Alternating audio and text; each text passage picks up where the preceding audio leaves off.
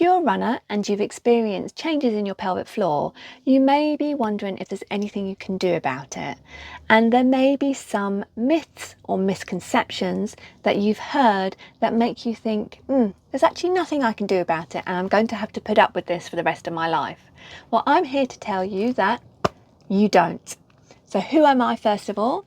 My name's Coach Nicola and I'm a running coach and I'm also a pelvic floor specialist. I work with women, including runners, to help improve their pelvic floor health so that they can be confident in their body when they're out on the roads, out on the trails, running their best life. So the first misconception is that it's inevitable. A lot of women are told it's just what happens to women. It's just what happens when you become a mum. It's just what happens when you get older. And actually, that's not the case. And the problem with this is that by saying it's just what happens, makes it feel like it's inevitable, and then that makes it feel like there's nothing that can be done. And actually, that's the second most common thing that I hear, is that I leak and there's nothing that can be done about it. But actually, there are things that we can do. The pelvic floor is a group of muscles, and like any other muscle in the body, it can be trained. And taking part in a program such as the Holistic Core Restore Every Woman program, which I coach, or going to see a women's health physio, can really help improve your pelvic floor muscles, just in the same way that going to see a personal trainer is going to help improve your biceps. So if you are experiencing leaking, then don't put it off. Don't put it off thinking this is just an inevitable part of being a woman.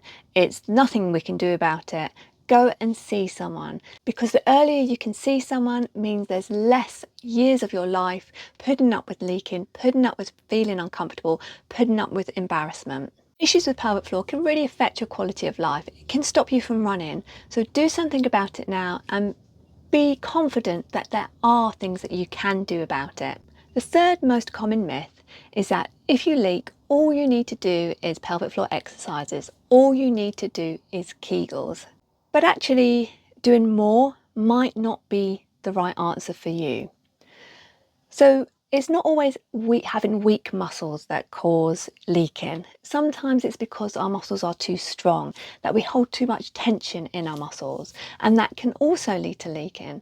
So if you start to do more training, more exercises, building more strength, then that can just lead to more problems. So if you're someone who has done Kegels and they haven't worked for you, it could be that Kegels are just not the answer for you, that actually you need to learn how to down train, how to bring some calm to your pelvic floor before you can then work on your strength.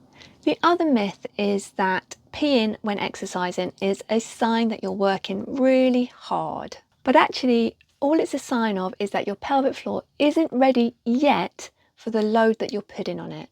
You just need to work on your core strength a little bit more, on your pelvic floor a little bit more, to get the coordination right between your pelvic floor and your breath, being able to control abdominal pressure that little bit more, and maybe even just improve your running technique. Although I would say that peeing isn't a sign of having a great workout, it also isn't a sign that you should stop being active. You can definitely still be active, you can definitely still be running, but as long as we're controlling that load and we're progressively adding to that load, rather than going from 0 to 100 straight away and thinking, oh, it's fine if I'm leaking. We just need to go there a little bit more gradually, and you will enjoy your activities so much more when you're not leaking. The final myth is that it's only women who have been pregnant that have pelvic floor issues. And that just isn't the case. There are a lot of women who haven't been pregnant, who haven't given birth, who still have pelvic floor issues. And if you go back to earlier on when I was saying that sometimes the pelvic floor is a bit too tight and that's why it causes problems, that can be an issue also for women who hold a lot of stress. So if you're always under stress, you can have a lot of tension in your pelvic floor. Some women who have been taking part in very high level activities like gymnastics, athletics, horse riding, anywhere where the pelvic floor has to take on a lot of load and you're constantly putting it under tension, that can also lead to leaking. And again, there is something that we can do about it. So it's not that you're leaking, there's nothing we can do about it. there are things that we can do, and it's very much kind of looking at you as an individual and then working out what's best for you. And that's where someone like myself as a holistic core restore coach can come in, or going to see a women's health physio who can help you work out what's going to be the best treatment for you, so that you can carry on with your activities, so that you can carry on running without leaking, without that discomfort of leaking, without that embarrassment of leaking, and be confident in your body again. So if you want to find out a little bit more about my holistic core restore programs, then do get in touch. I'd love to help. Or if you just want to know where to find your nearest women's health physio, do get in touch and I can direct you in the right direction. But if you found this video helpful, please comment below and let me know what you found most interesting. What was the myth that you heard, and what was the most interesting myth that you heard busted? If you like this content, please like and subscribe and follow along for more running, pelvic floor and related content.